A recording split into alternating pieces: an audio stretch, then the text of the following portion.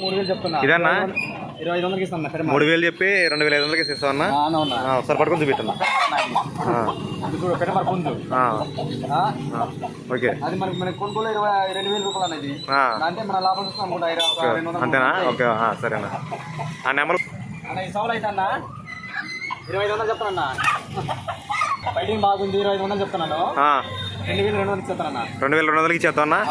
Okay నీ దగ్గర నాటుకోళ్ళు ఉన్నాయి చెప్పన్నా. నాటుకోళ్ళు పెట్ట అయితే 550 అన్న. పుంజు అయితే 650 అన్న. పెట్ట అయితే 550, పుంజు అయితే 650. పుంజు అయితే 650 అన్న. అవునన్నా. మన బతుకల మార్కెటే కన్నా మార్కెట్ ప్రతి సండే దొరికింది కన్నా. ఓకే ప్రతి సండే దగ్గర కోడి దొరుకుతాయి. మన కస్టమర్స్ వస్తే కొంచెం చూపిస్తావు కన్నా. ఓకే ఓకే ఓకే ఓకే అన్న. సరే అన్న. ఫ్రెండ్స్ చూస్తున్నారు కదా పదవేల మార్కెట్ అనమాట. ప్రతి సండే అయితే అన్నైతే నాటుకోలు అయితే అమ్ముతారనమాట. రేట్ అయితే చెప్పారు కదా. పెట్ట అయితే 550 అంట, పుంజు అయితే 650 అంట. చూస్తారు కదా అన్న దగ్గర పందెం కోళ్ళు కూడా వస్తాయి అనమాట.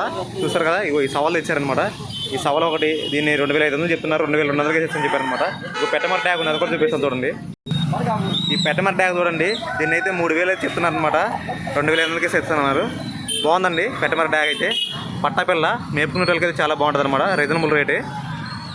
ప్రతి సండే జరిగిద్ది అనమాట. అన్న దగ్గరికి అయితే కొంచెం రీజనబుల్ రేట్కి అయితే ఇస్తారు. ఒకసారి చూసారు కదా.